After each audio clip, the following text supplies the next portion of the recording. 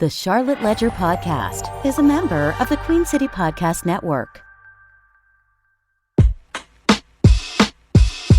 Hey, it's Tony Messia with the Charlotte Ledger, and you're listening to the Charlotte Ledger Podcast. You can find out more about the Charlotte Ledger at thecharlotteledger.com. This episode of the Charlotte Ledger Podcast is presented by South Park Community Partners, an independent nonprofit organization whose mission is to lead South Park's advancement by driving economic vitality, creating memorable experiences, and ensuring an extraordinary quality of life. Visit southparkclt.org and follow South Park Community Partners on LinkedIn and on Instagram and Facebook at South Park CLT to learn more about the ways South Park supports the Charlotte region's economy. I'm talking today with Aleksandra Degernes, who is the founder of the Eastern European Business Network, which aims to support Eastern European and Russian immigrant professionals and business owners here in the Charlotte region. Aleksandra, welcome. Hello. It's great to be here. It's nice talking to you, Tony. Thank you so much for having me. Well, I think it's really fascinating what you're doing with the Eastern European Business Network. And, a lot of times in Charlotte, you do hear about business groups or chambers of commerce that are centered on folks with international backgrounds. Like I'm thinking of like the Latin American Chamber of Commerce. But I was really unaware of how big the community of Eastern Europeans is here in the Charlotte area until I started talking to you about it. So what can you tell me about that community? Who's in it? What do they need from your organization? Well, that's right, Tony. Our community is pretty large. According to current population survey from 2015, there was about 150,000 of Eastern Europeans in the region, in the state of North Carolina. But I would say this statistic, it's outdated. There are many more Eastern Europeans in North Carolina and in Charlotte these days. One of the things that I want to mention beforehand, before we get into anything else, everybody asks, well, Eastern Europeans, do you work with Eastern Europeans outside of the state, or those are Eastern Europeans in the state? Are those Russians? Are those Ukrainians? Well, essentially, we work with Eastern Europeans who are in the region, those individuals who identify as Eastern Europeans, and usually those people are coming from various countries, usually former post-Soviet countries such as Ukraine, Moldova, Belarusians, not necessarily even post-Soviet countries, but the ones that also understand Russian language. So that could be a case as well. And only in Charlotte area, there are approximately 50,000 of Russian speaking. So that would be, again, Ukrainians. Well, some Ukrainians don't speak Russian, but still there are people from Kazakhstan, for example, who do speak Russian. So there are many of us. We have our churches, we have our grocery stores, we have our language schools here. So the community is thriving and it's huge. Yeah, I was really unaware of it mostly. I mean, I think intellectually knew that there were people here in Charlotte from all over the world. And certainly a lot of those countries that you mentioned, they have their own cultures and you're sort of putting them all under the banner of Eastern European. But, you and I went into a grocery store, a market in Matthews that I didn't even know was there, kind of off of Monroe Road and Sardis Road North. A very popular among our people, actually, a very popular place. Yeah, I didn't even know it was there. And it was, you walked in there and they had a lot of the labels were in Russian, or what I assume was Russian. I don't know the Cyrillic alphabet that well. But I mean, and then we went and you showed me a Ukrainian credit union in Matthews. We've talked about, nail salons. What is the range of businesses that are Eastern European affiliated in the Charlotte region? I really like how you react on these new places and businesses that you have discovered. It's like an alternative reality for you. Well, it is kind of interesting. Like Charlotte's gotten so big, there are a lot of alternative realities. And a lot of times people get comfortable with, with their routine and where they go without even thinking about there are all kinds of places all over the place, you know? Exactly. And well, our businesses vary from construction businesses, cleaning businesses. We have a healthcare tech businesses. We have financial consulting services. We have banking. The range is impressive. It's very vast. And people like put things into boxes or frames, right? Mhm. Putting some sort of identification on things so it's easier for us to process those things. Our community is very diverse. People are diverse culturally. Yes, sometimes we do speak the same language, but again, there is just so much diversity. And in terms of business, it's the same thing. And we have not just businesses, we also think about professionals who live in the US for 5, 10, 15 years. And professional fields are very diverse as well. Could be IT, could be management, economics, again, teachers, nurses, doctors. I mean, it's I'm sure, yes, it is a wide array of people, but yeah, it was sort of interesting to hear how wide that range is. And I know you and I have talked about, I mentioned, you and I talked earlier, and you were talking about the nail places. I mentioned it to my wife, and she was very interested. I mentioned it to my business partner, Christina Bull, and she was very interested. I hadn't heard of it. I'm not really a nails kind of guy. But what can you tell me a little bit about the nails? Because that was sort of intriguing, I think, to some people. Yeah, the fun fact about our beauty industry that our Eastern European women bring to the region is that our services on a completely different level. The way we treat the nail art, so many are into specifically nail art, so they treat it as not just some sort of a quick, clean process, but a form of an art.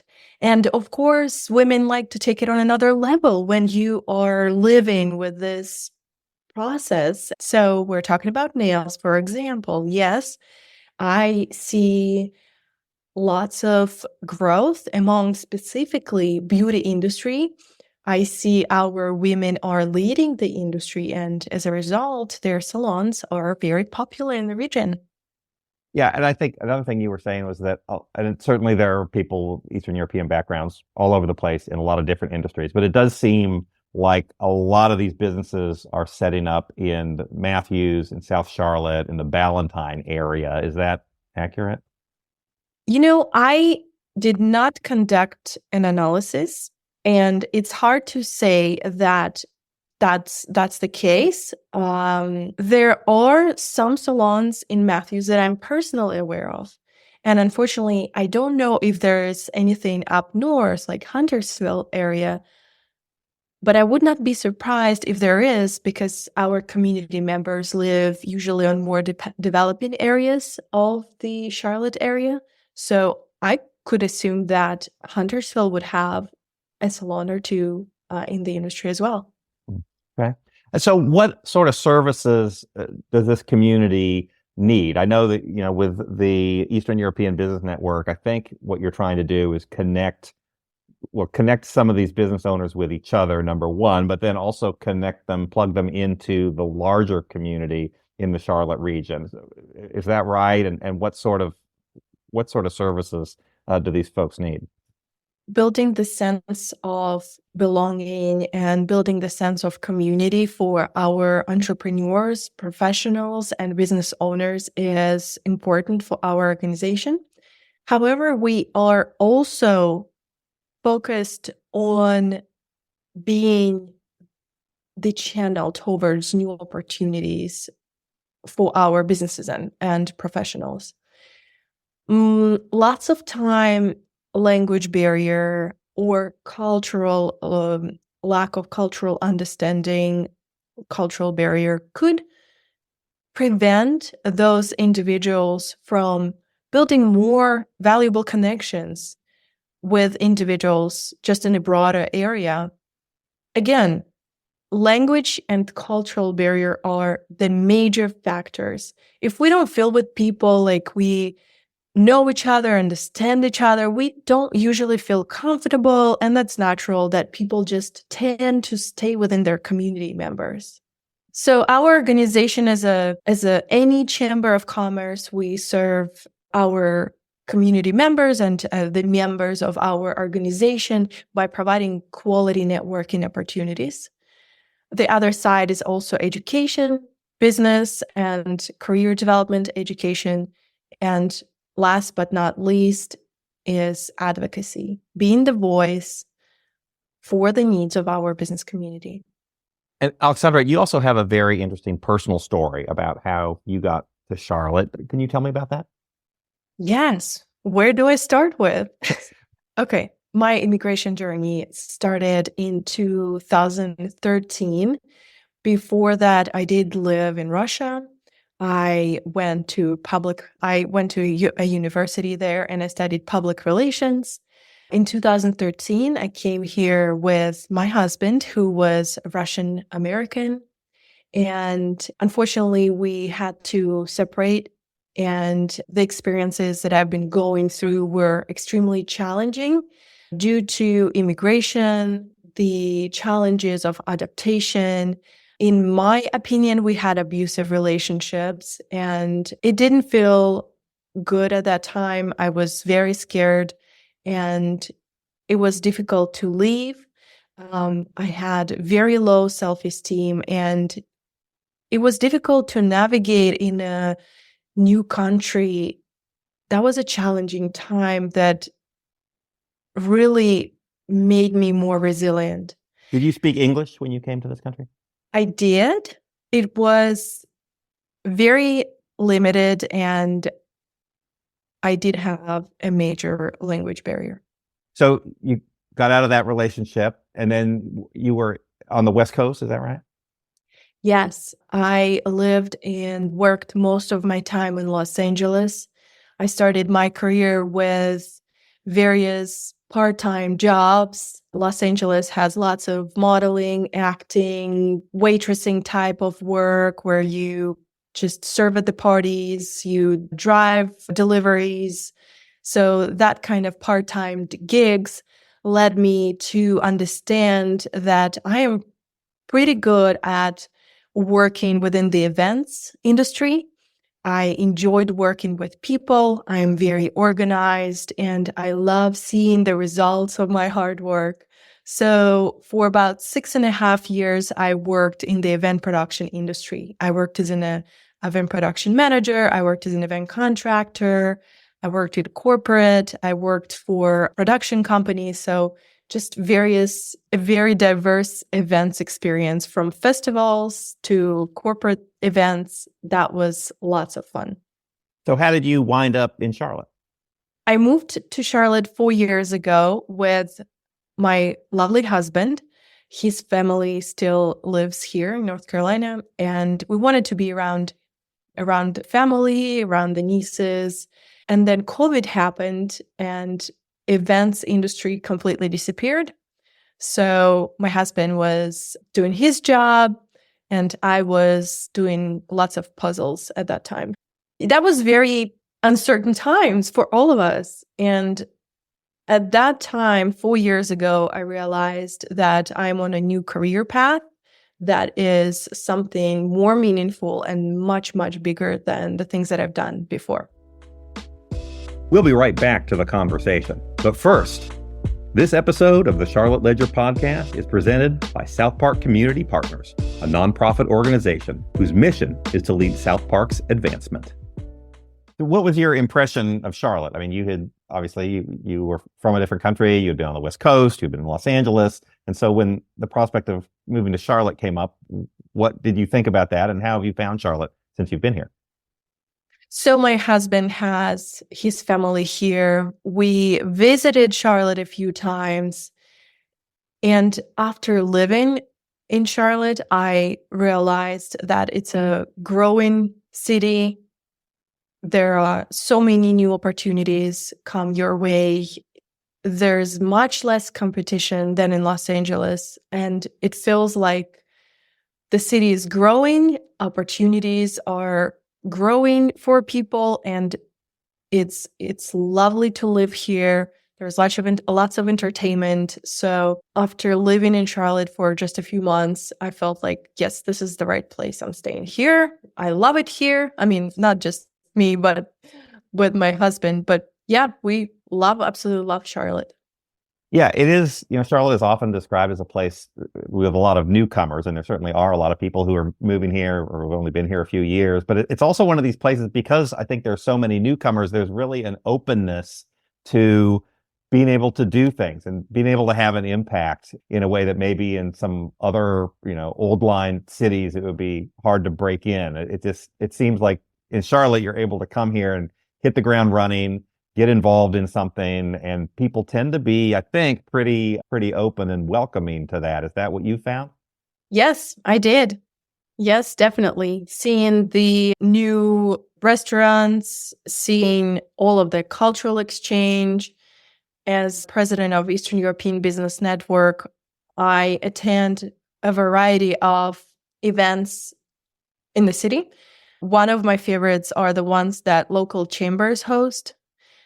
A variety of diversity of thought, cultural diversity, and just being an immigrant, being a person kind of not from the US, it feels like the right place to be because the diversity is celebrated in Charlotte. Yeah, it seems like you've gotten involved in a lot of things, the Charlotte area Chamber of Commerce. I think I saw something you were was it the Mayor's International Cabinet? Is that right? Were you involved in a lot of these international business organizations? Yes. We see lots of support from the city. We attend economic development departments meetings. We are partners with Charlotte Regional Business Alliance. They host quarterly meetings for presidents of local chambers. That helps to expand our connections and introduce our community to other chambers.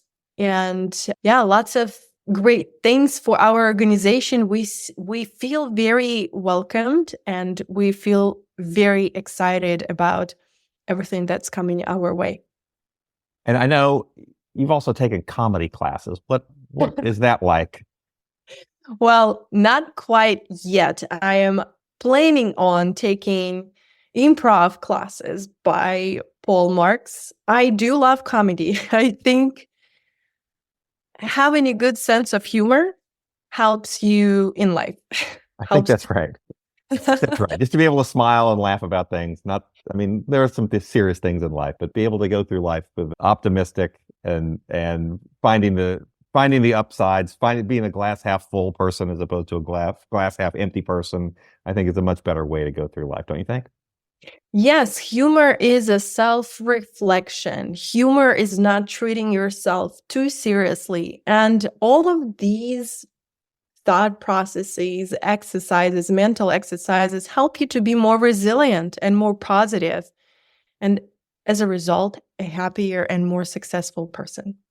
So, you are Russian, and I think it's an obvious question. A lot of listeners might want to know, like, what is it like being a Russian, being a Russian background at this moment in time? Obviously, there are a lot of things going on in the world you obviously have no control over, but with the Russian government and Ukraine, I know that's a big deal in this community, certainly in the Eastern European and Russian communities. What is that like? Have you felt any blowback or any hostility? What's going on with that? I love this question. What a great question, Tony. First of all, I would like to say that I am a Russian American, and that's how I want everybody see me. Not just Russian, I am Russian American. And I pledge the allegiance, and I have an American passport. And I also vote. That's number one. Number two is that an understandable backlash among individuals in my community, not me specifically at this moment or, in the past, there have been some things because people are hurt. And the way I personally react to that is that, like you said at the beginning of this question, obviously we have no control over it. We all live on a new land of opportunities. And I look at the importance of bringing people together and learning how to grow in this country. And those are my primary point of views on all of the things that you just mentioned. Well, I certainly understand. And I appreciate you being willing to talk about that. Obviously, it's a very sensitive and difficult topic, and I think your points are very well taken. I wanted to ask you a little bit about the Eastern European Business Network. What exactly is the mission, and what are you trying to accomplish with it? So, Eastern European Business Network was created with a mission to support Eastern European business owners and professionals in America. We are a Chamber of Commerce. We are a registered 501c6 organization. Our mission is to provide educational resources, exclusive discount programs, quality networking opportunities, promotional opportunities, and of course, advocacy for Eastern European business owners and professionals in the region. Our vision at the Eastern European Business Network is to foster a thriving business community that promotes economic growth and cultural exchange among other immigrant communities in Charlotte. We envision a strong network of opportunities where individuals, businesses, entrepreneurs, and innovators have access to the resources, networks, and knowledge they need to succeed in the dynamic and competitive American market. So through collaboration, education, and advocacy, we strive to create a vibrant and inclusive business ecosystem that empowers individuals and organizations to reach their full potential and contribute to the prosperity and well-being of our communities in Charlotte. Well, that sounds like a nice vision. And I know you're just sort of in some of the beginning stages of getting it going, right? So how is it going? What have been the challenges? What have been the successes? How are things going?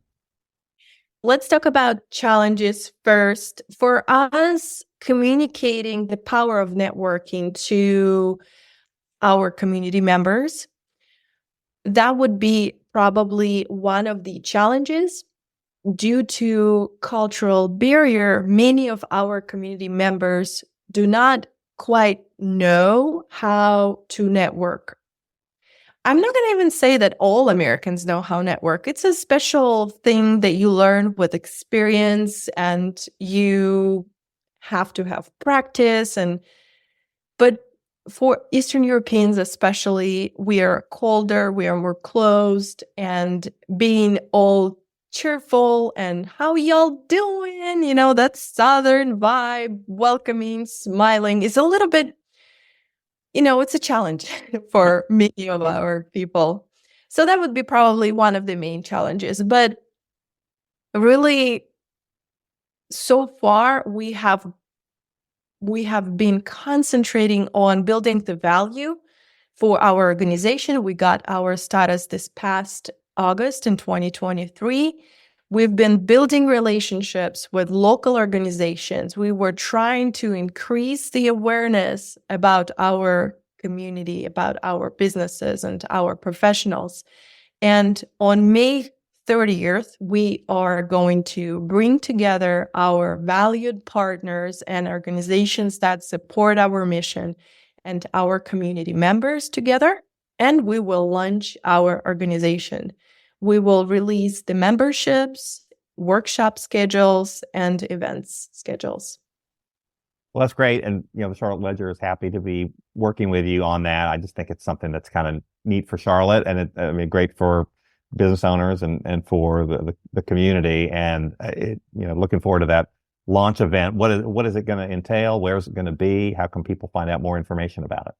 So you can visit our website, You can look through our leadership team. You can look through our mission vision. Again, visit eebn.org, Eastern European Business Network, eebn.org.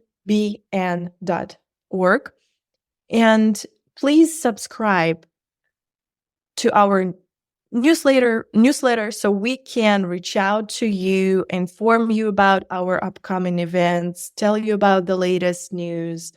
So that would be the key to following our organization and our events.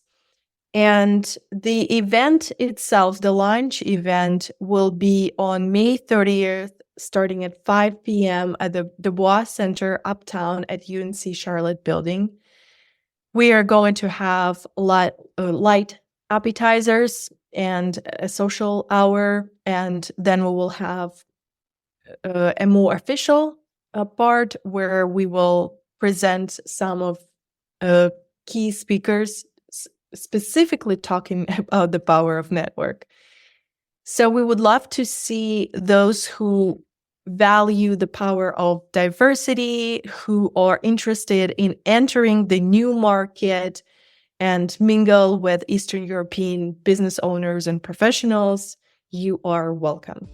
Well, great. That sounds like a good spot to end it. Well, Aleksandra, thanks for joining me. Thank you so much. Yes, thank you. Okay, that's a wrap. To our listeners, thank you for listening. The Charlotte Ledger Podcast is produced by Lindsay Banks. This episode of the Charlotte Ledger Podcast was presented by South Park Community Partners, a nonprofit who leads South Park's advancement by driving economic vitality, creating memorable experiences, and ensuring an extraordinary quality of life. QueenCityPodcastNetwork.com